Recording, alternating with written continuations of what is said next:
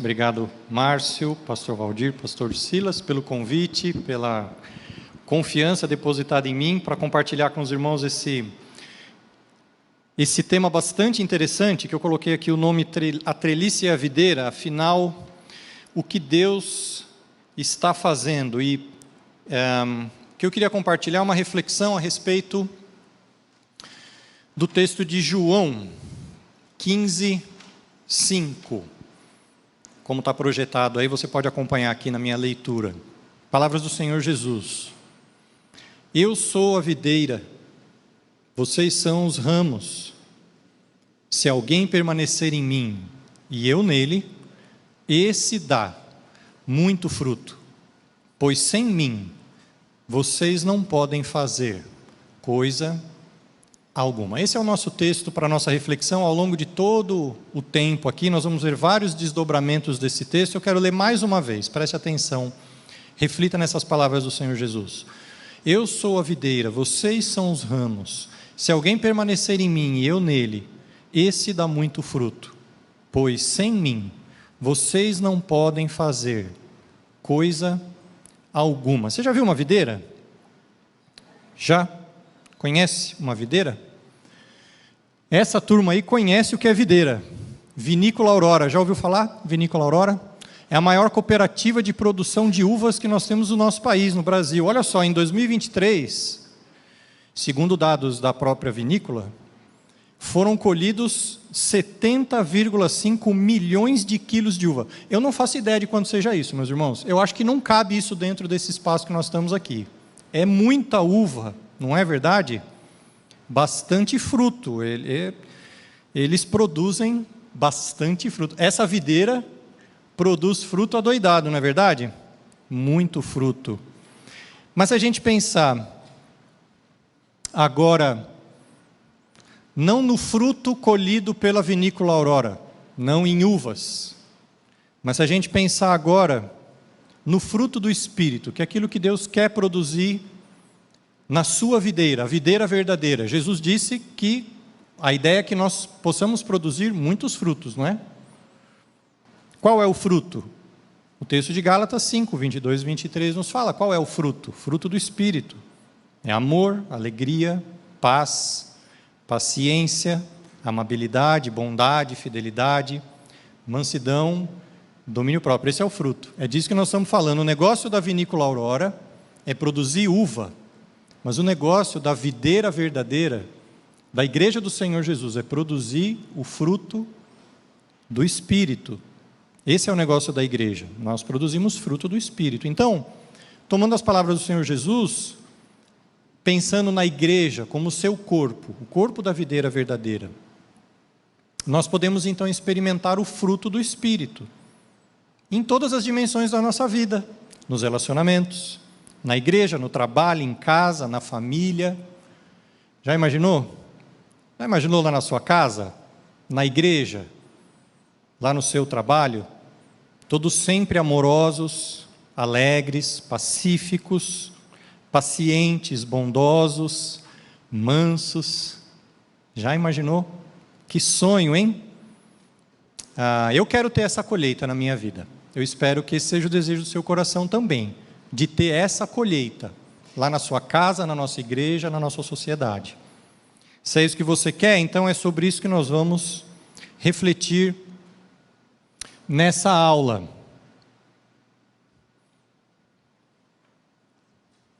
E eu quero propor aqui a gente pensar nessa mentalidade, a mentalidade e a obra da videira, a gente se aprofundar um pouquinho nessa metáfora que o Senhor Jesus usa, na verdade que a palavra de Deus usa a respeito do seu corpo.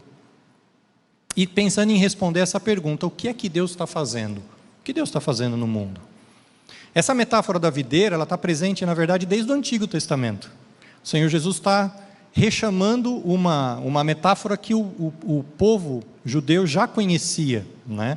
Nessa metáfora, Deus é retratado como o agricultor, que deseja produzir frutos no nosso mundo.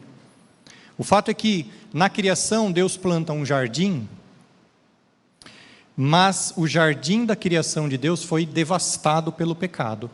E Deus então tem um plano de restaurar a sua criação através de uma nova videira. Então, a restauração da criação através de uma videira. Como que é isso? Vamos ver alguns textos, pensando então na videira que Deus está produzindo no mundo. Se a gente olhar para o Salmo 80, a partir do verso 8 diz assim: do Egito trouxeste uma videira, expulsaste as nações e a plantaste, limpaste o terreno e ela lançou raízes e encheu a terra. Os montes foram cobertos pela sua sombra, os mais altos cedros pelos seus ramos. Seus ramos se estenderam até o mar, os seus brotos até o rio. Por que derrubaste as suas cercas, permitindo que todos os que passam apanhem as suas uvas? Javalis da floresta devastaram, as criaturas do campo dela se alimentaram. Volta-te para nós, ó Deus dos exércitos. Dos altos céus olha e vê.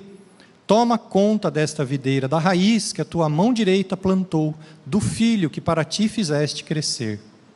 Tua videira foi derrubada, consumida pelo fogo. Pela tua repreensão, perece o teu povo. Repousa a tua mão sobre o homem à tua direita, o filho do homem que para ti fizeste crescer. Então não nos desviaremos de ti. Vivifica-nos e invocaremos o teu nome. Restaura-nos, ó Senhor, Deus dos exércitos, faz resplandecer sobre nós o teu rosto para que sejamos salvos. Veja como é que o Salmo 80 retrata isso, né? Do Egito trouxeste uma videira. Do que ele está falando? Ele está falando do êxodo do povo de Deus. Expulsaste as nações e a plantaste. Então toda a peregrinação do povo de Deus até chegar na terra prometida, e literalmente Deus limpa a terra prometida dos povos para que ele pudesse plantar a videira escolhida dele ali. Então, fica claro que aqui o povo de Israel é essa videira. Mas será que, quando a gente pensa em João 15, Jesus falando ele é a videira verdadeira, será que Israel era a videira verdadeira? Não, Israel era uma metáfora, também era uma sombra que apontava para a videira verdadeira que viria. Tanto é que aqui o Salmo chora porque essa videira foi arrancada, olhando para trás a derrota do povo de Israel, o exílio do povo de Israel, a devastação da terra prometida. A videira foi arrancada do seu lugar, porque ela não era a videira verdadeira, ela apontava na direção da videira verdadeira. Outros textos, Oséias 10, Israel era uma videira viçosa, que se cobria de frutos. Mais uma vez, a metáfora da videira e o povo de Israel. Porém, olha só, quanto mais produzia, mais altares construía. Quanto mais a sua terra prosperava, mais enfeitava as suas colunas sagradas. Idolatria.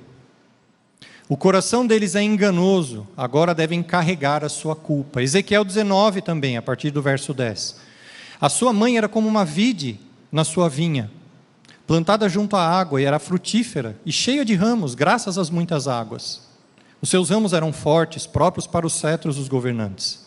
Ela cresceu e subiu muito, sobressaindo a folhagem espessa.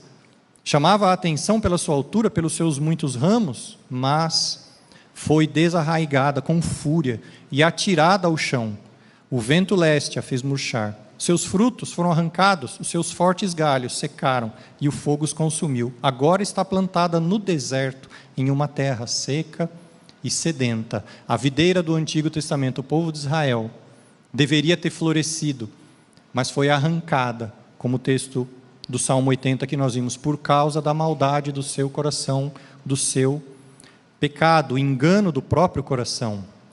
Ficou como um arbusto em terra seca. E aí nós chegamos no texto do profeta Jeremias, no capítulo 2 ele diz, Deus falando, né? Eu a plantei como uma videira seleta, falando do povo de Israel, de sementes da melhor qualidade. Como então contra mim você se tornou uma videira degenerada e selvagem? E lá no capítulo 17, ele aprofunda nas razões dessa queda da videira, do afastamento da videira. Assim diz o Senhor: maldito é o homem que confia nos homens, que faz da humanidade mortal a sua força, mas cujo coração se afasta do Senhor. Ele será como um arbusto no deserto, não verá quando vier algum bem, habitará nos lugares áridos do deserto, em uma terra salgada, onde não vive ninguém. Mas bendito é o homem que confia no Senhor, cuja confiança nele está. Ele será como uma árvore plantada junto às águas, e que estende as suas raízes para o ribeiro. Ele não temerá quando chegar o calor, pois as suas folhas estão sempre verdes, e não ficará ansiosa no ano da seca, e nunca deixará de dar fruto. Então, aí nós chegamos de fato na obra de Jesus Cristo. O que derrubou a videira no Antigo Testamento? A maldade, o pecado do seu próprio coração. O fato das pessoas confiarem mais em si mesmas do que no Senhor, e portanto se afastarem do Senhor. E por isso a videira foi arrancada, foi derrubada, foi invadida e agora está devastada. Mas a videira do Antigo Testamento não era a videira verdadeira, ela apontava para a videira verdadeira, que é o que Jesus diz no texto que nós lemos em João 15. Ele é a videira verdadeira. Então Jeremias aponta e deixa bem claro. Ele responde essa pergunta: como então contra mim você se tornou uma videira degenerada e selvagem? A resposta é: o coração se afastou do Senhor. Portanto, a obra que Deus sempre quis fazer, sempre visou o coração. Essa videira seria erguida e construída e daria frutos a partir de uma obra de transformação do coração. Mas essa obra de transformação do coração só poderia ser cumprida pelo próprio Senhor Jesus. Porque o que afasta o coração de cada um de nós de Deus é o pecado que habita no nosso próprio coração. E só o Senhor Jesus veio para resolver este problema de uma vez por todas. Então a obra da videira é uma obra que está focalizada desde o início no coração. Por isso que Jesus diz: eu sou a videira e vocês são ramos. Se alguém permanecer em mim e eu permanecer nele, esse dá muito fruto. Só é possível frutificar na videira verdadeira permanecendo em Jesus, permanecendo na obra dele por nós. E aí então o meu Pai é glorificado. Desculpa, eu estou passando aqui, não estou passando para vocês. Pronto, agora sim. E aí sim o meu Pai é glorificado pelo fato de vocês darem muito fruto. Então é possível dar fruto, porque Jesus realizou a única coisa possível de regenerar os nossos corações. Ele viveu a vida que nós não podíamos viver, e Ele morreu a morte, pagou o preço que nós não poderíamos pagar. Estando conectado nesse Evangelho, nós podemos dar fruto. Por isso que Jesus, então, é a videira verdadeira. Então, desde o Antigo Testamento, Deus está cultivando uma videira. A restauração do mundo caído é um projeto de um agricultor que vai fazer essa restauração plantando uma videira, e ele enxerta ramos nessa videira na medida em que corações são transformados e conectados na videira por Cristo. E aí então passam a dar muito fruto. Qualquer tentativa humana, estritamente humana, de produzir fruto à parte dessa obra de Cristo, vai terminar desarraigada, como terminou o povo de Israel no Antigo Testamento. Porque se valeu dos próprios esforços, se desviou do propósito do Senhor. Então, respondendo a essa pergunta, que era a pergunta que estava lá no primeiro slide: o que Deus está fazendo? O que Deus está fazendo? O Evangelho está se espalhando no mundo. Esse Evangelho, o Evangelho do Senhor Jesus. Pessoas ouvem, creem e são salvas pela graça. O Evangelho plantado aprofunda raízes na vida das pessoas e continua crescendo nelas. Então suas vidas frutificam amor, alegria, paz, paciência, amabilidade, bondade, todo o fruto do Espírito. Deus está enxertando ramos na videira verdadeira, através da transformação do coração pela fé em Cristo, nesse Evangelho. Olha só o que os autores desse livro, chamado A Treliça e a Videira. O título dessa aula é uma referência até a esse livro. Não sei quantos aqui já leram, vale a pena a leitura desse livro. O crescimento que Deus está buscando em nosso mundo é o crescimento de pessoas. Independente de outros sinais de crescimento que buscamos em nossas igrejas, por exemplo, envolvimento, atividades, novos frequentadores, finanças, prédios, etc. Independente de tudo isso, o único crescimento que tem importância nos planos de Deus é o crescimento de crentes. E eles dizem mais: isto é o que a videira próspera realmente é. Indivíduos crentes, nascidos de novo, enxertados em Cristo por ação da palavra e do Espírito, integrados em comunhão mutuamente edificante, uns com os outros. Então, nós precisamos começar a enxergar o que é a videira no nosso meio. Porque nós temos muitas coisas que envolvem a nossa prática cotidiana da igreja, são treliça. O que é a treliça? Treliça é aquela estrutura de apoio que permite a videira crescer de forma mais organizada, mais frutífera até. Mas não é nisso que Deus está focalizado. Deus não está focalizado no prédio da igreja, por exemplo. Deus está focalizado nas pessoas que estão dentro do prédio, certo? Então, se a gente pensar nessa ilustração, diferenciar o que é treliça e o que é videira, é fácil. Treliças são as coisas da estrutura, não é? O prédio, os equipamentos de som, equipamentos de vídeo, enfim. A agenda, o calendário da igreja, os programas, os eventos, todas essas coisas são ótimas, não tem problema nenhum nelas. Mas elas não são a videira. É possível ter tudo isso aí e não ter videira, certo? Um clube, por exemplo, um clube tem tudo isso aí. Mas não é a videira verdadeira. Então, do que nós estamos falando quando a gente fala da videira? Nós estamos falando das pessoas, da comunhão. Nós estamos falando do discipulado, do aconselhamento, treinamento, capacitação, as pessoas cultuando, alimentando suas almas com a palavra, com pregações expositivas. Isso é a videira na nossa vida cristã. A treliça é importante, mas ela é só um apoio. O fato é que muitos de nós, acaba se distraindo bastante na treliça. E até vive bastante coisas da treliça. E a videira, devagarzinho, vai secando, vai secando, vai secando. E a gente não pode deixar isso acontecer, não é? Principalmente conforme as nossas igrejas vão crescendo, e a treliça precisa ir aumentando também para dar suporte para a videira que vai crescendo. Mas a gente precisa tomar cuidado, para a gente não caprichar tanto na treliça e acabar esquecendo de regar a videira, ela morre seca. Não é? Muito bem. Mudança de mentalidade. Algumas coisas, que inclusive é proposta desse livro, A Treliça e a Videira. Nós precisamos mudar a nossa mentalidade do realizar programas para edificar pessoas. Nada contra programas. Atividade de homens, de mulheres, de casais, de crianças, enfim. Mas só realizar programas não é videira. Nós precisamos focalizar nas pessoas que estão indo nesses programas. Do realizar eventos para treinar, capacitar, desenvolver, amadurecer. Nós vamos ver daqui a pouquinho. Pessoas. Do organizar ou usar pessoas para o discipular pessoas. Não é simplesmente uma questão de quem é que vai ocupar aquela escala, naquele ministério, naquele dia. Isso você está usando alguém.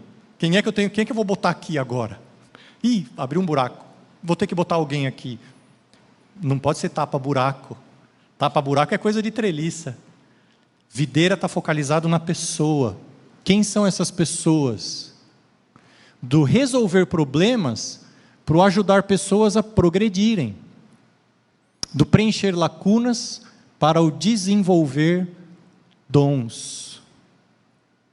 Do centralizar no ministro ordenado, o pastor, colocar tudo nas costas dele, para formar equipes de ministério leigo. Certo? Muitos de nós precisam dessa mudança de mentalidade. Muitas das nossas comunidades precisam disso. Para quê? Para que a gente possa ter amadurecimento na fé. Porque Deus está interessado nos crentes, no amadurecimento da fé nos crentes. Deus não está interessado nos prédios. Como a gente vê no texto de 2 Coríntios 3,18. O que diz lá? E todos nós, que com a face descoberta contemplamos a glória do Senhor, segundo a sua imagem, estamos sendo transformados. Todos nós estamos em obras. A videira está crescendo. E o galho precisa ser podado para dar mais fruto. Não é isso que Jesus disse em João 15? Então nós estamos nesse processo. Estamos sendo transformados, cada um de nós, com glória cada vez maior, a qual vem do Senhor. Por isso que igreja não é clube. Porque no clube não tem o Senhor transformando pessoas. Na verdade, no clube tem outras coisas transformando para o mal. Mas é só na videira verdadeira, no corpo de Cristo, que nós estamos sendo transformados à imagem do Senhor. Porque a glória vem do Senhor. Então, nós precisamos dessa conexão, em primeiro lugar, cada um de nós, com o Senhor. Se nós vamos amadurecer na fé, se nós vamos ter uma videira viva, pujante, aqui na nossa igreja local, é porque cada um de nós vai estar desenvolvendo um relacionamento de intimidade, uma conexão com a videira, que é o Senhor. Uma conexão com Deus. Um outro texto também que deixa isso bem claro para nós, o texto de 2 Pedro, capítulo 1, dos versos 3 ao verso 8. Amadurecimento cristão. Seu divino poder nos deu todas as coisas de que necessitamos para a vida e para a piedade. Por intermédio dessas, Ele nos deu suas grandiosas e preciosas promessas, para que por meio delas, vocês se tornassem participantes da natureza divina. Por isso, empenhem-se para acrescentar à sua fé a virtude o conhecimento, ao conhecimento o domínio próprio. Ao domínio próprio a perseverança a piedade, a fraternidade e a fraternidade o amor. Antes da gente terminar o resto dos versículos. Veja que interessante, o amadurecimento, em primeiro lugar nós vimos, depende da conexão direta com a videira, com Deus. Mas veja que esse amadurecimento, esse crescer na fé, claro, começa com a fé. Então, é o ponto inicial. Empenhem-se para acrescentar à sua fé o quê? Virtude, conhecimento, domínio próprio, perseverança, piedade, fraternidade, amor. Todas essas coisas que vêm depois da fé, você não desenvolve sozinho, você já percebeu? Como é que você desenvolve fraternidade sozinho? Como é que você desenvolve domínio próprio sozinho? Amor, como é que você desenvolve amor sozinho? Então esse texto já aponta para nós que essa progressão no amadurecimento da fé depende da conexão, não só com Deus, que é em primeiro lugar, mas a conexão uns com os outros. E aí o finalzinho do texto de 2 Pedro 1 vai dizer: porque se estas qualidades existirem e estiverem crescendo em suas vidas, elas impedirão que vocês, no pleno conhecimento de nosso Senhor Jesus Cristo, sejam o quê? Inoperantes e improdutivos, que é o contrário daquilo que Jesus disse. Jesus disse que Ele é a videira verdadeira, e se nós permanecermos nele, e Ele em nós, nós daremos muito fruto. Mas esse texto está chamando a atenção, de que se nós não tivermos essas qualidades crescendo nas nossas vidas, e obviamente elas vão crescer em comunhão com Deus e com o próximo, nós acabaremos sendo improdutivos. O texto de João 15 não vai se cumprir na nossa vida. Nós precisamos da conexão com o Senhor e nós precisamos da conexão uns com os outros, para que esta videira, de fato, dê os frutos que Deus quer produzir, o fruto do Espírito, certo? E é por isso que nós precisamos atentar para aquilo que é videira na nossa vida cristã, porque a tendência natural do nosso coração é ocupar toda a nossa mente, todo o nosso esforço, todo o nosso tempo com a treliça. E aí nós vemos muitas pessoas, muitos cristãos, correndo de um lado para o outro, enchendo a sua vida de treliça, e a vida do amadurecimento espiritual não está acontecendo. Por quê? Porque esqueceu de alimentar o que importa, a videira. Então, veja lá, é possível ter uma videira sem treliça, certo? Olha lá que bonitinha. Está lá, no seu vasinho, dando fruto, certo? Agora, veja bem, imagina no processo de amadurecimento, essa videira vai crescer, espera-se que ela cresça e que dê cada vez mais fruto. Aquele vasinho não vai dar, certo? Quem mexe com jardinagem aí, aquele vasinho lá já está no limite já. E os ramos, conforme forem crescendo, vai precisar de um apoiozinho, né? Senão eles vão começar a cair, vão começar a morrer, né? Então, nenhum problema com relação à treliça. Ótimo, é bom ter treliça, não é? Mas a gente não pode tirar os olhos da videira, porque senão nós vamos ter um monte de treliça com videira seca, improdutiva, sem dar fruto. Não é isso que nós queremos, não é? E a vida da videira depende do permanecer em Cristo como um corpo vivo, como um ser vivo. E isso nos leva, então, a essa outra analogia, essa outra metáfora que nos ajuda a entender o desenvolvimento da videira, que é a metáfora do corpo. E aí, na metáfora do corpo, a pergunta é: o que você está fazendo como membro do corpo? Como tem sido a sua participação, o seu envolvimento na vida da videira? Então, na primeira parte, a pergunta era: o que Deus está fazendo? Certo? O que Deus está fazendo? Ele está restaurando a criação caída através de uma videira, a videira verdadeira. Esse é o Evangelho. O Senhor Jesus veio. E agora, pela fé, o Evangelho vai alcançando pessoas e Deus vai enxertando pessoas, ramos novos nessa videira. Muito bem, isso é o que Deus está fazendo. E esses ramos vão amadurecendo e vão produzindo cada vez mais fruto. Agora eu, como o ramo da videira, a pergunta agora é voltada para mim. Já entendi o que Deus está fazendo. Agora, o que eu estou fazendo? O que você está fazendo? Vamos lá.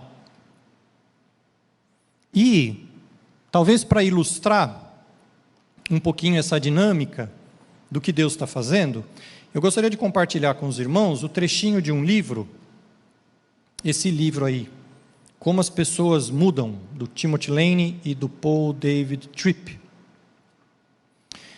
Escute a leitura desse caso super interessante de um casal da igreja. O autor diz assim: à primeira vista, fiquei impressionado. Filipe não era apenas versado nas Escrituras e em teologia sistemática, mas também possuía uma enorme biblioteca de comentários bíblicos escritos pelos mais famosos teólogos. Poucas passagens bíblicas e referências teológicas que eu fazia eram novidade para Filipe. Mesmo assim, havia algo dramaticamente errado. Se você tirasse a sua atenção da biblioteca de Filipe e assistisse ao filme da vida dele, veria um homem muito diferente. Filipe parecia sempre destacar algo errado ao seu redor, mas ele próprio não era bem-sucedido. Ele tinha a agilidade teológica de um ginasta, mas vivia igual a um paraplégico relacional. Seu casamento com Elisa foi tumultuado desde o primeiro dia. Ele parecia completamente incapaz de diagnosticar ou corrigir o fluxo infinito de problemas que haviam tirado o oxigênio desse relacionamento. Seus relacionamentos com seus filhos crescidos eram, na melhor das hipóteses, distantes, e ele parecia estar sempre envolvido em algum drama belicoso com seus parentes. Ele nunca se sentia satisfeito em sua profissão e tinha passado por 4 igrejas em 3 décadas. Ele estava tanto tempo tratando dos próprios problemas que pouco sobrava para ministrar aos outros. O problema é que poucos pareciam conhecer o vídeo da vida de Filipe. Ele e Elisa nunca brigavam publicamente, nunca se separaram e nunca consideraram o divórcio. Eles eram fiéis no comparecimento à igreja e nos dízimos e ofertas. Nas escolas dominicais e estudos bíblicos, Filipe era considerado bem instruído e comprometido. Apesar disso, em casa, ele se irritava facilmente e com frequência explodia. A maior parte do seu tempo livre era utilizado no computador. Ele e Elisa raramente se falavam, exceto para os planejamentos diários. E mesmo nesses momentos, suas reações a ela eram ásperas e impacientes. Palavras como amor, graça e alegria não caracterizavam a vida de Filipe.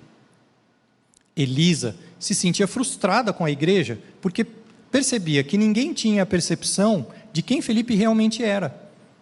Ele não era fisicamente abusivo, não tinha vícios a qualquer substância ou a pornografia e não tinha a intenção de abandonar sua família. Portanto, não era detectado pelo radar do cuidado pastoral. Sabendo que para muitas pessoas Filipe era exemplo, Elisa tinha conflitos internos sempre que ele era convidado a dirigir um estudo bíblico ou lecionar uma aula de teologia. Ela fazia tudo o que podia para resistir ao apelo de se tornar amarga e cética, mas começava a perder a batalha. Em alguns dias, Elisa se surpreendeu à mesa da cozinha, perdida em pensamentos de uma vida sem Filipe. Finalmente, Elisa disse a Filipe que não conseguia mais continuar assim. Ela sabia que precisava de ajuda e convidou-o a ir com ela para uma sessão de aconselhamento. À primeira vista, Filipe recusou com ira, mas por fim concordou em fazer uma tentativa. Durante nosso encontro, deixei que eles passassem a maior parte do tempo conversando. Havia alguma coisa estranha a respeito da história deles, mas eu não consegui identificar o que era. Foi somente quando eu voltava para casa que a ideia surgiu. Eles me deram uma vasta história, mas havia pouco ou nenhuma referência a Deus. Aqui estavam um homem instruído em teologia e sua esposa cristã, porém a história de vida deles era completamente destituída de Deus. Havia uma enorme lacuna na compreensão que Filipe e Elisa tinham do Evangelho. Era como se eles estivessem procurando viver com um buraco no meio da casa. Eles caminhavam ao redor dele todos os dias, coisas caíam dentro do buraco e o buraco se tornava cada vez maior. Mas eles não pareciam cientes da existência do buraco. Que terror, meus irmãos! Que terror isso! Mas um casal cristão, um casal que talvez pudesse estar sentado do nosso lado, do banco da igreja, não é? Qual que era o problema desse casal? Esse casal certamente não tinha essa mentalidade da videira, de em primeiro lugar estar conectado com Deus, e em segundo lugar, estar conectado com as pessoas ao seu redor. E a falta da visão do Evangelho de Cristo, do que Deus está fazendo no mundo e na vida deles, criava uma lacuna, criava um buraco. E aí o autor chama esse buraco de uma coisa entre o já e o ainda não. E muitos de nós vivem nesse buraco, meus irmãos. Muitos de nós vivem entre o já e o ainda não. Na verdade, eu acho que todos nós vivemos entre o já e o ainda não, mas a gente precisa preencher esse buraco. O que é o já? Nós já fomos salvos, nós já fomos alcançados por Cristo. Cristo já morreu por nós. Isso é o nosso passado. E pela fé nós cremos que um dia Deus virá e nos levará para morar com Ele, no reino. Amém. Então, nós já fomos salvos, mas nós ainda não estamos no céu. Então, nós vivemos entre o já e o ainda não. O problema é que se não tem evangelho entre o já e o ainda não, fica esse buraco. Qual é a repercussão do que Cristo já fez e das promessas do que Deus ainda fará no meu presente, no meu hoje? E se não é o Evangelho que preenche este presente, alguma outra coisa preenche. Você já viu o buraco? Já viu o buraco na rua? Já viu o buraco na rua vazio? Sempre tem alguma coisa dentro do buraco, não é? Um pedaço de pau, um gravê de alguma coisa, lixo, o povo começa a jogar as coisas. Buracos não ficam vazios. Na nossa vida também não. Se eles não forem preenchidos com o Evangelho, eles vão ser preenchidos com alguma outra coisa. E quando nós estamos numa igreja, numa comunidade, e nós desenvolvemos uma vida religiosa, muito provavelmente esse buraco vai ser ocupado com coisas que parecem o Evangelho. E se nós não prestarmos atenção, nós vamos ocupar esse buraco com coisas que têm aparência de piedade, mas não é o evangelho verdadeiro. Por exemplo, alguns exemplos. Tradicionalismo. O que é o tradicionalismo? Eu estou acostumado. Por que você vai na igreja domingo? Ah, porque eu sempre vou. Ah, por que você vai na igreja no meio da semana? Porque eu sempre vou. Ah, vai ter encontro de homens, eu vi que vai ter churrasco aqui. Por que eu vou? Ah, porque churrasco é legal e eu sempre vou. Por quê? Porque sempre vou. Porque sempre foi assim. E a gente continua fazendo as coisas porque sempre foi assim. O legalismo. Os podes e não podes. Pode cortar o cabelo? Pode usar saia? Pode usar calça? Pode isso? Pode aquilo? Não pode? Misticismo, experiências subjetivas. Não, a gente tem que subir naquela montanha para passar a noite orando, para sentir um negócio lá, porque senão... O socialismo, que é a igreja clube. É legal, tem um monte de gente bacana, o pessoal vai lá cheiroso, perfumado, cabelo penteado. É agradável, o pessoal com papo bom, não é verdade? Não é assim? É gente boa com papo bom, é legal estar lá. É um clube. O psicologismo, que transforma Cristo numa espécie de terapeuta, para melhorar a minha autoestima, entendeu? Eu vou lá porque eu estou meio para baixo, eu saio de lá, me sentindo. Ativismo eclesiástico, esse pega. Aqui onde a treliça talvez fique mais pujante nas nossas vidas, né? A gente tem as nossas agendas lotadas de coisa da igreja. Não sai da igreja, inclusive. Aí vira o Felipe, né? Que pode de repente estar envolvido em todas as atividades da igreja. E a casa dele está desmoronando. A casa está caindo aos pedaços. Ativismo eclesiástico, ativismo político, defesa de causas. Isso está muito em voga hoje, né? Então, nós vamos defender a causa da natureza. O que a sua igreja está fazendo pela causa do meio ambiente? Então, vamos fazer a campanha da preservação da praça da esquina. O que a sua igreja está fazendo pelos animais? Pelo direito dos animais? Então, agora nós vamos criar um espaço pet aqui, no meio do lado do púlpito, para os petzinhos poderem ter o seu culto também, né? Causas dominando. E como tem dominado, meus irmãos? A gente brinca, mas tem dominado muito. Defesa de causas. Um academicismo, esse é bem o caso do Felipe aqui que a gente viu, né? O sujeito tem aquele conhecimento teológico, cita todos os autores, fala até de um jeito que é difícil de entender o que ele fala, porque ele fala meio que um filosofês, um teologês assim. Mas a mesma coisa, você olha dentro da casa dele, está caindo aos pedaços, não tem comunhão, não tem amor, não tem graça. Em todos esses casos, o que está acontecendo? A vida cristã, aquele buraco entre o já e o ainda não, está sendo ocupado por coisas que não são o evangelho verdadeiro. E se não está sendo ocupada pelo evangelho verdadeiro, não está conectado na videira, não vai dar fruto. Não vai dar fruto. Na verdade, até vai dar fruto, mas não é o fruto do Espírito. Vai ser o fruto da carne. Vai ser a ira, vai ser a impaciência, vai ser tudo o avesso. Muito bem. O Evangelho produz um crescimento holístico das pessoas. Veja que cada uma dessas coisas não é ruim em si. Nós temos as nossas tradições, certo? Bem, a gente tem um culto no meio pelo menos um culto no meio da semana e um culto de domingo. Bom, isso é uma tradição. Bom, ótimo, preserve. A gente tem, talvez, as atividades que são tradicionais, atividades de casais, atividades de homens. Tem uma tradição. Não há problema nisso. O problema é a gente botar o ismo, né? Ismo. A gente faz a vida girar em torno destas coisas, mas não tem evangelho nelas. O evangelho verdadeiro vai trazer um pouco dessas coisas, um pouco de cada uma delas, mas não vai deixar a nossa vida girar em torno de nenhuma delas. Certo? Vai dar um crescimento, um amadurecimento holístico nas nossas vidas. Veja o texto de 1 Coríntios 12, de 12 a 26. Ora, como o corpo é somente um, mas tem muitos membros, todos os membros do corpo, embora sejam muitos, são um só corpo. A todos nós foi dado beber de um só Espírito. O Espírito é a seiva da videira. O mesmo Espírito em mim, em você, em você, em você, no nosso irmão da outra igreja, lá em Bragança.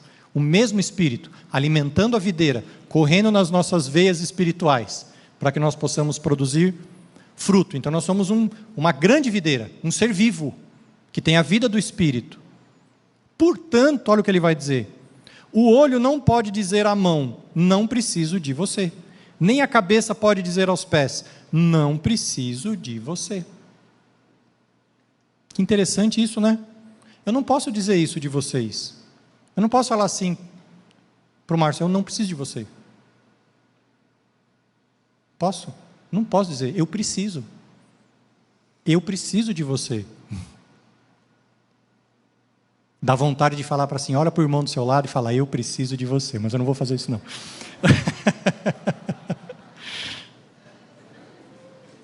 Se nós vamos ver a videira crescendo, frutificando, se nós vamos ver esse corpo vivo, o corpo de Cristo, crescendo, se nós vamos ver a vida cristã amadurecendo, a fé amadurecendo, crescendo dentro de cada um de nós, isso só vai acontecer na interdependência que nós temos uns dos outros. Agora a videira ganha realmente o amadurecimento cristão ganha essa dimensão comunitária, ele não acontece sozinho, não existe cristão carreira solo.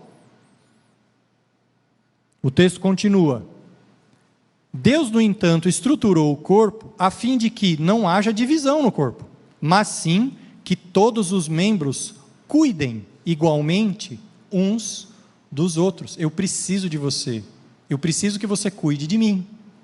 E eu preciso cuidar de você. Eu não posso ser como Caim, que quando Deus veio perguntar, cadê o seu irmão? O que Caim respondeu? Sou por um acaso tutor do meu irmão? Em outras palavras, não preciso do meu irmão, quero nem saber do meu irmão. A gente não pode dar essa resposta.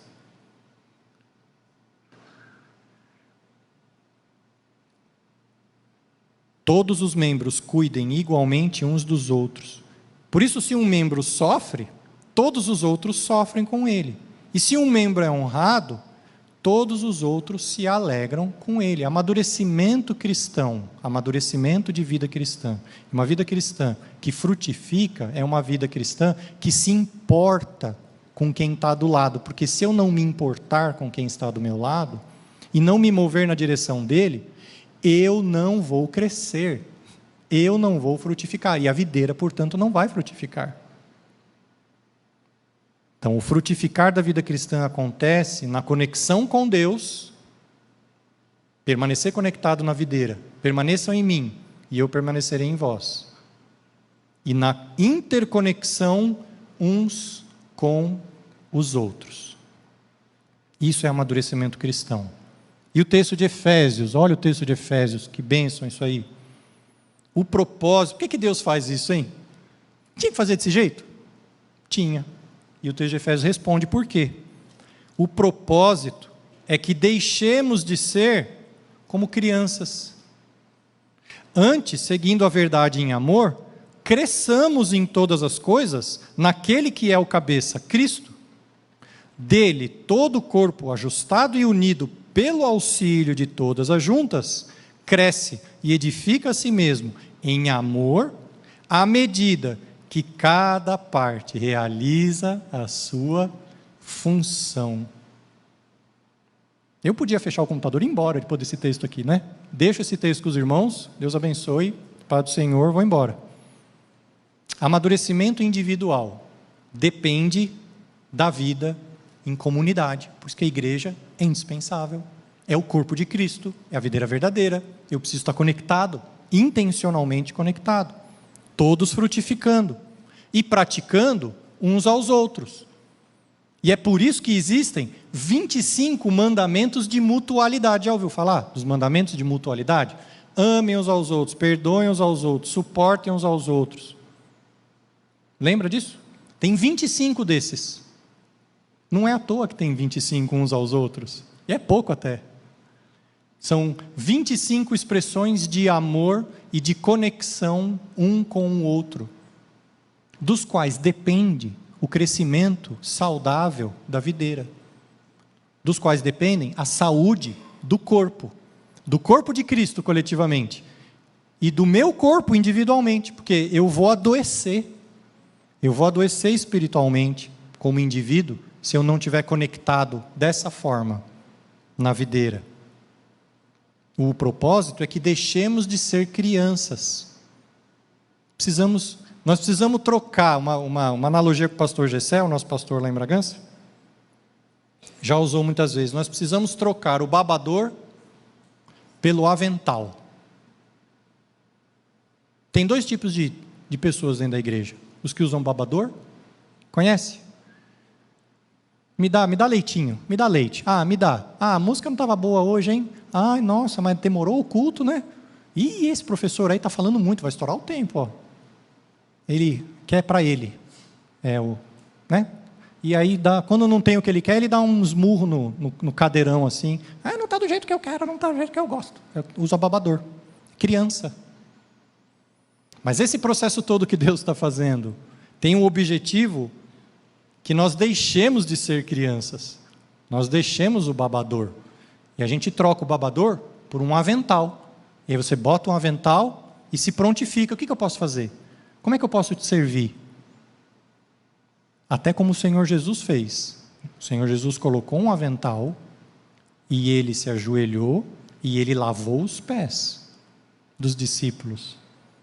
Ele deu exemplo. Na sequência ele diz: viu como eu fiz para vocês? Eu deixei exemplo para que vocês façam igual. Exercitando uns aos outros. E esse livro é um livro precioso. Eu quero encerrar, já caminhando para o encerramento do nosso tempo aqui. Instrumentos nas mãos do Redentor. Paul David Tripp, editora Nutra. Eu quero ler um trechinho desse livro, porque ele ilustra bastante bem isso acontecendo. Esse amadurecimento, essa progressão do frutificar na videira.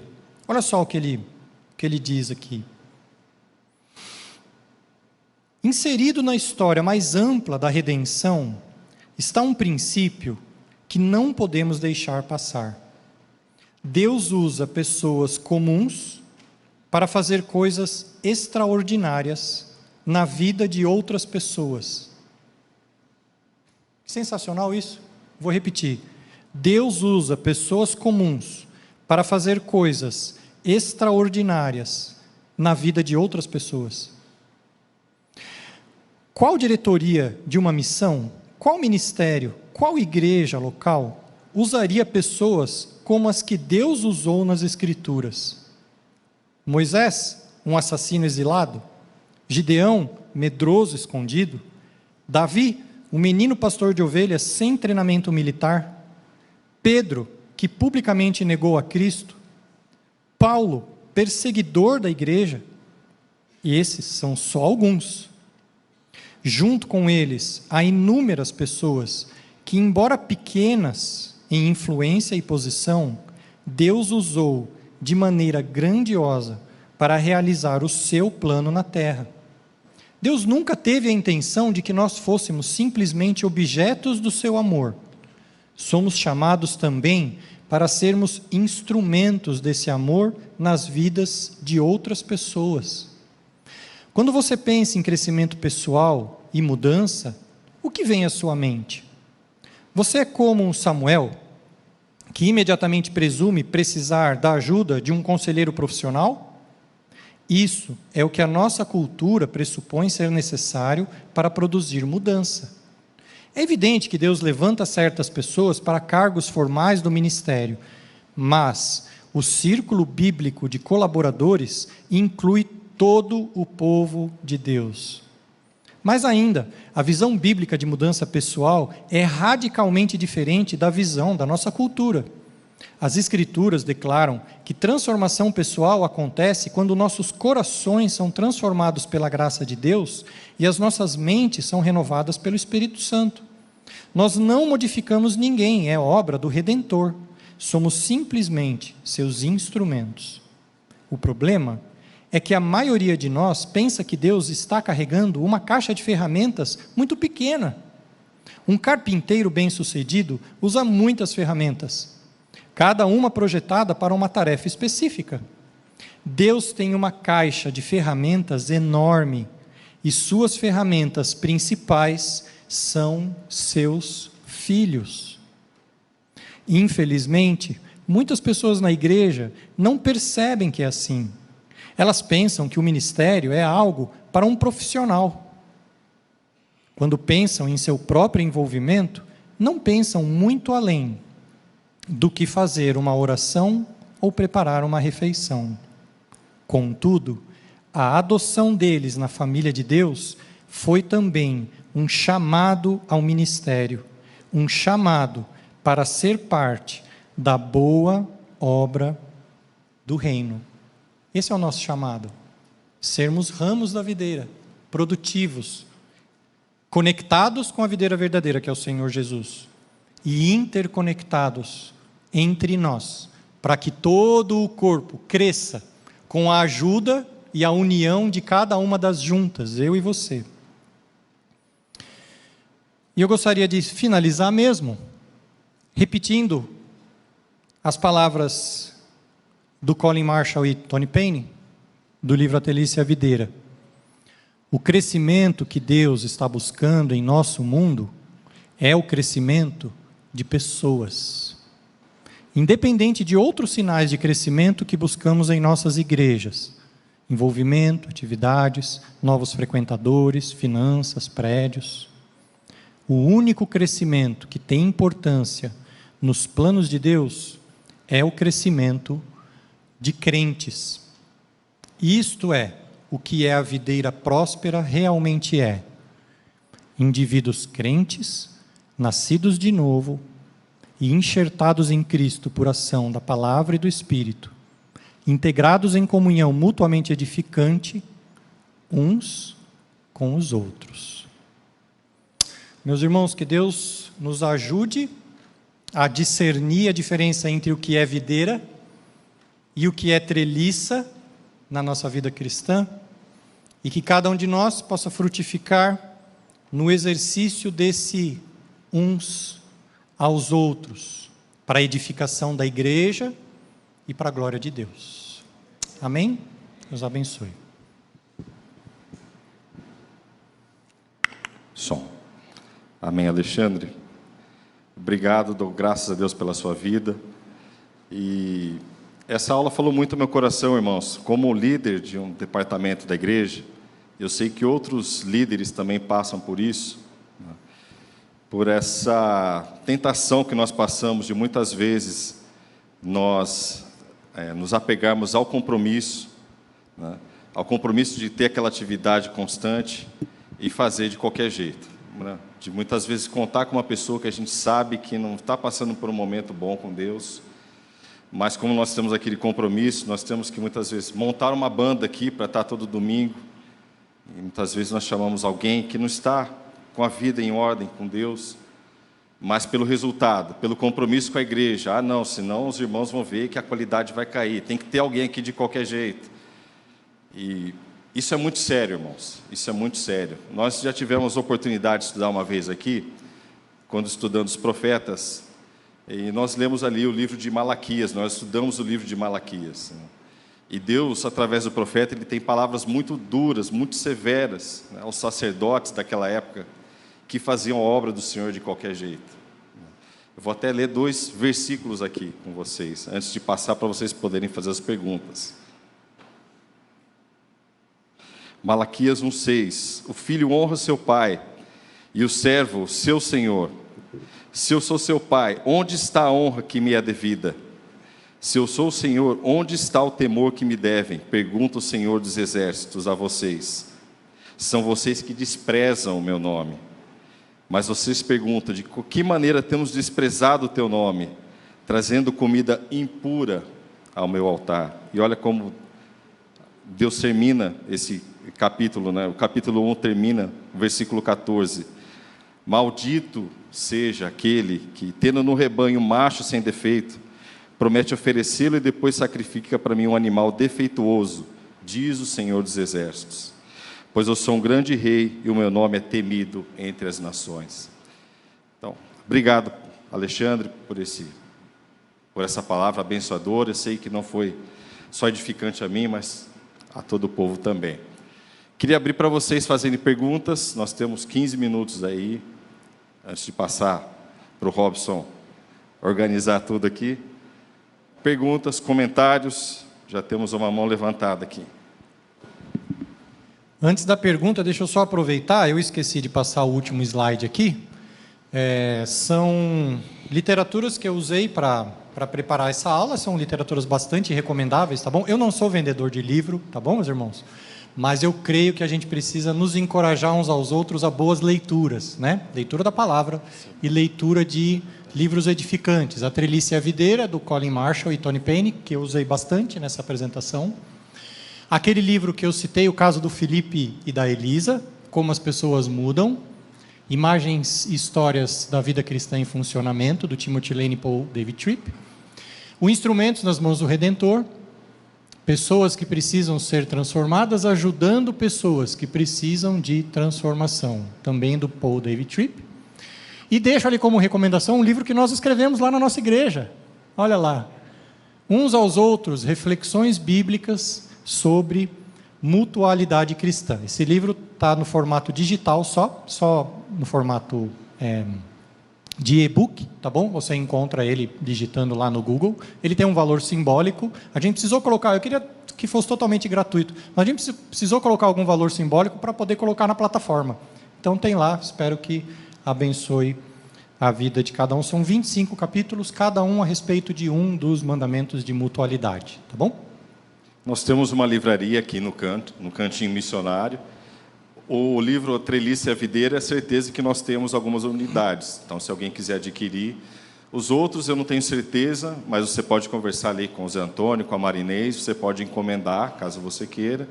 E depois eu pego os contatos aqui do Alexandre. Quem quiser adquirir o livro dele também, eu dou todo o caminho, todo o passo para vocês adquirirem. Tá legal? Ana, faz sua pergunta. Muito obrigada. Obrigada, Alexandre. Essa aula de hoje foi resposta de uma oração muito profunda que eu fiz ao Senhor. Por isso eu estou emocionada. Eu estou realmente impressionada. E eu acho que a resposta da pergunta que eu vou fazer já está uns aos outros, mas se puder dar um spoiler para a gente aqui. De forma prática, como membros do corpo de Cristo, como que você enxerga que a gente, de forma proativa, pode promover isso no ambiente cristão, no dia a dia, essa mutualidade, essa vida de videira, e não só de treliça, e também do ponto de vista institucional, como igreja, se tem coisas que proativamente a gente pode promover também. Então, 2 aspectos práticos mesmo, como indivíduos, no dia a dia, no convívio com os irmãos, e talvez institucionalmente, boas práticas, algumas coisas que possam também guiar para viver essa mutualidade no dia a dia. Obrigada. Então, minha irmã, obrigado pela pergunta.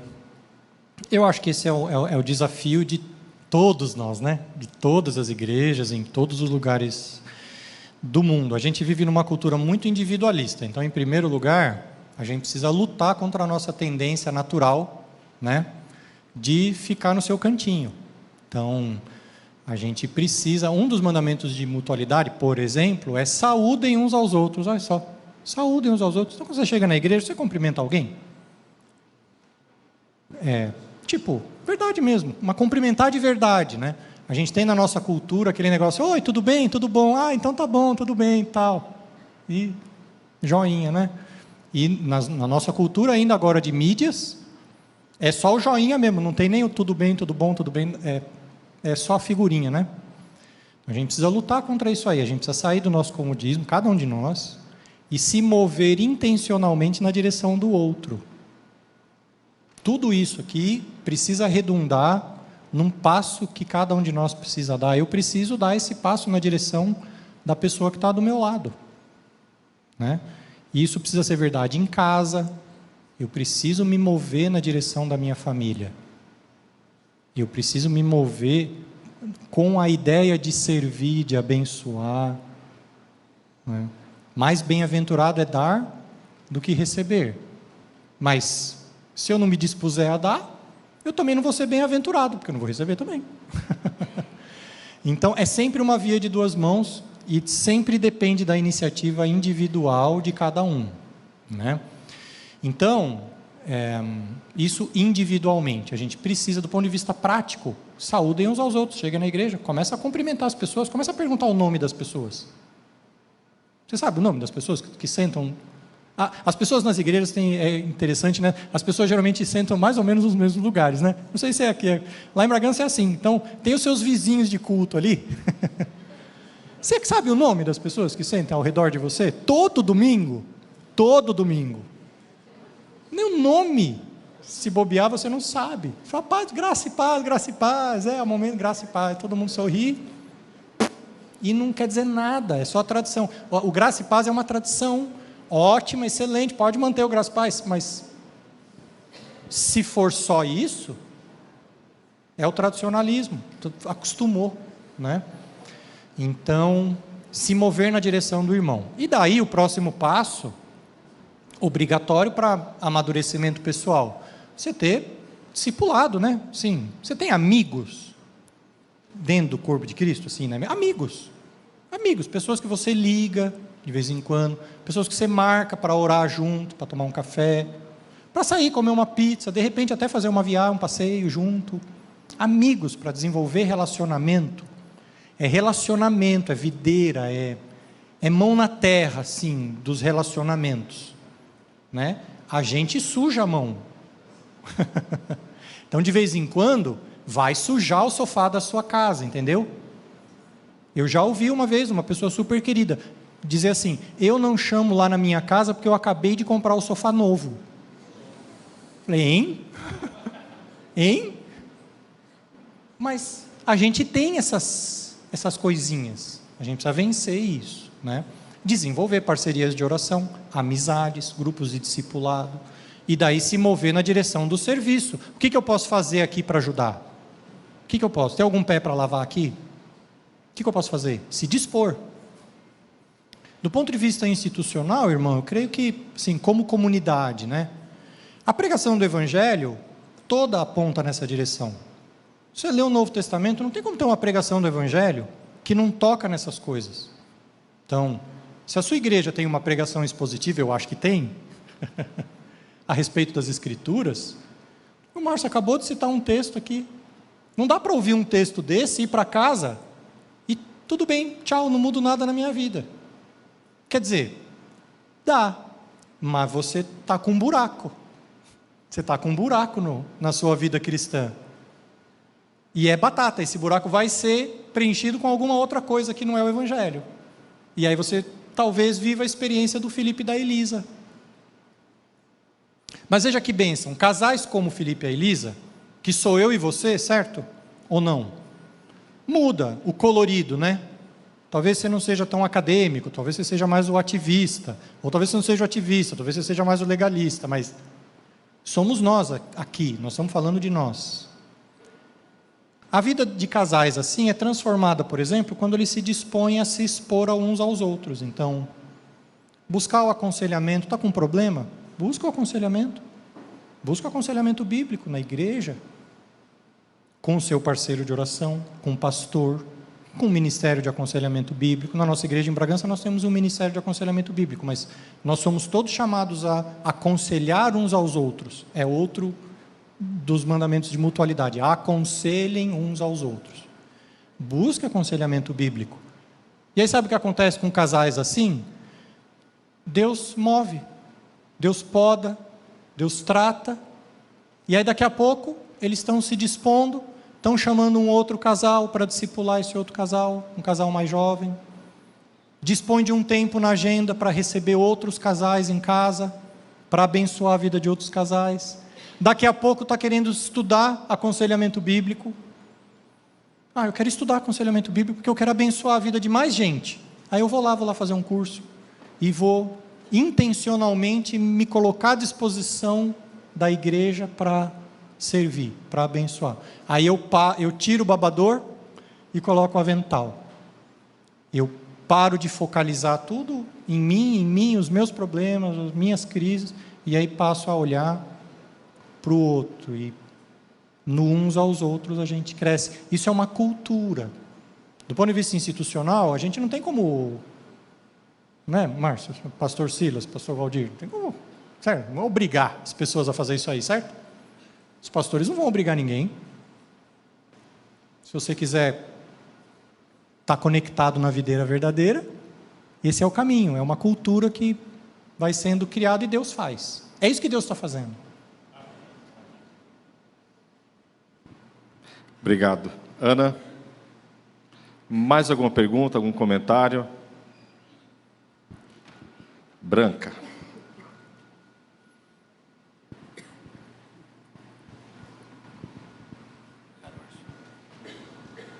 Bom dia. Alexandre, né, o nome? Alexandre, eu só fiquei com uma pontinha de dúvida na definição da videira.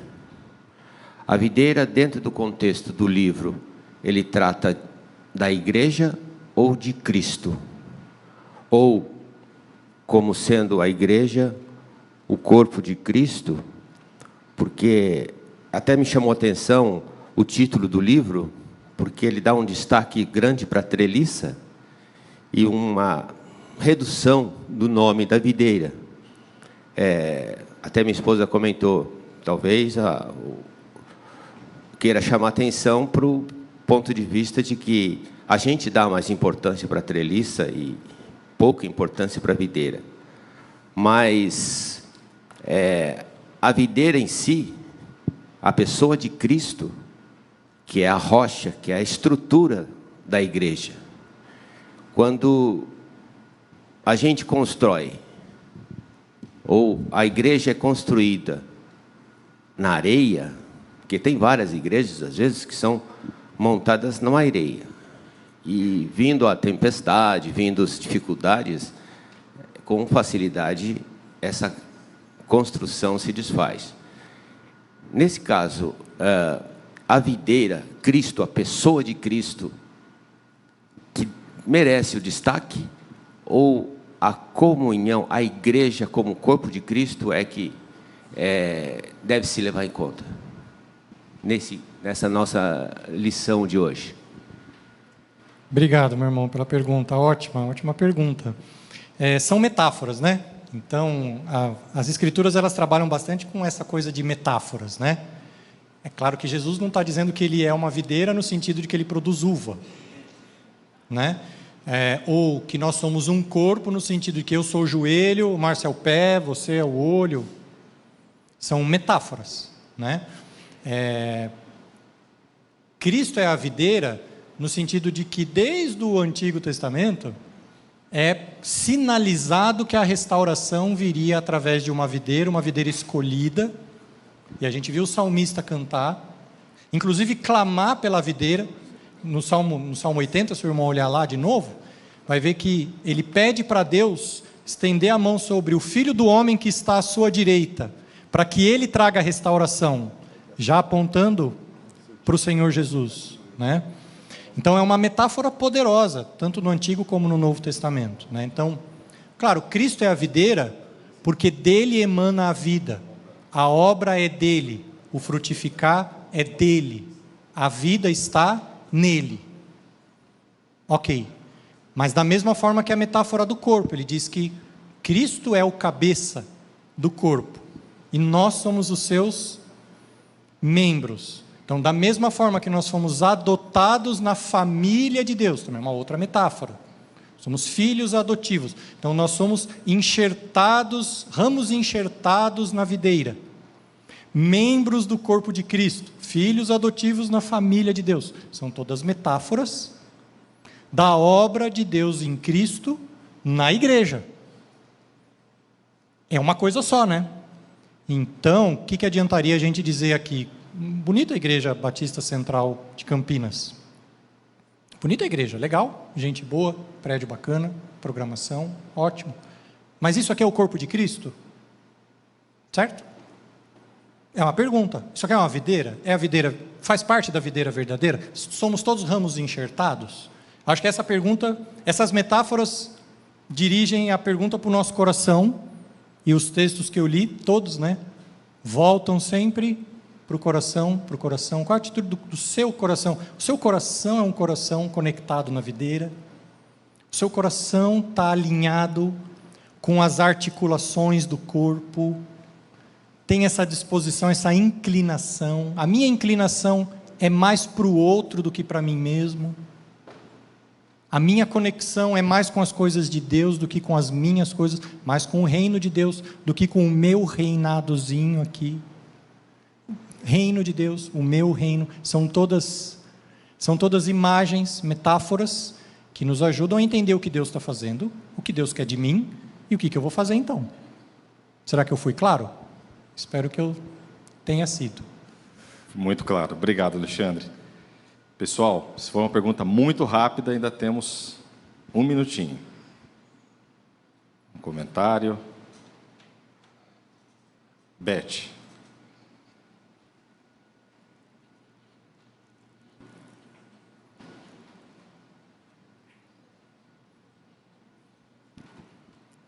Pergunta, mas vou ficar com comentário por causa do tempo. Mas em João 15, né, sem mim nada podeis fazer, né? Eu já ouvi pessoas falando assim, não, eu faço muita coisa sem ele, mas a obra dele, que ele determinou para que fizéssemos desde antes da fundação do mundo, nós não fazemos sem ele, é impossível. E eu fiz, o comentário é uma missionária, né, muito usada por Deus.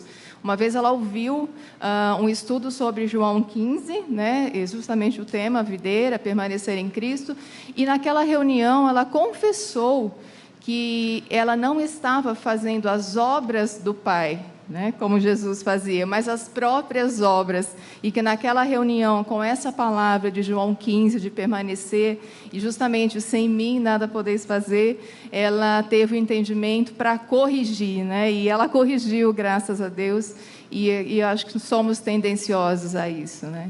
Obrigada, foi muito edificante. Amém. Obrigado, Beth. Mais algum comentário? Alguma pergunta? Robson, vem cá, meu. Vem aqui encerrar para a gente, orar pela vida do Alexandre, agradecer pela aula que nós tivemos. Claro, deixa eu dar um oi aqui para o irmão, tudo bom? Prazer. Amados, vamos orar, agradecendo a Deus pela vida desse irmão e por todos esses livros. Eu falei para minha esposa, conheci os 3 primeiros, mas eu falei, aquele ali eu não faço ideia, está explicado. É da igreja. Deus, eu quero te louvar, Pai, te louvar por tudo isso que nós ouvimos nessa manhã, Pai, e te pedir graça sobre a vida da nossa comunidade, para que as estruturas da treliça, elas não venham suprimir, Pai, o frutificar da videira, para que todos nós aqui, a gente também não venha ter uma vida, Pai, de bebês que precisam de babadores, que a gente possa vestir o avental da graça e trabalhar para glorificar e honrar o Teu nome em todas as coisas. Abençoe a vida deste irmão, Pai, em seu ministério lá em Bragança Paulista, aquela comunidade que são amados nossos, Pai, e fazem parte também deste corpo, Pai, esse corpo eterno, que desfrutaremos ao seu lado para sempre. Abençoe muito a igreja de Bragança Paulista, o pastor Gessé, bem como também continue nos capacitando a sermos cada dia mais parecidos com o Senhor Jesus Cristo. Essa é a minha oração, no nome de Jesus. Amém.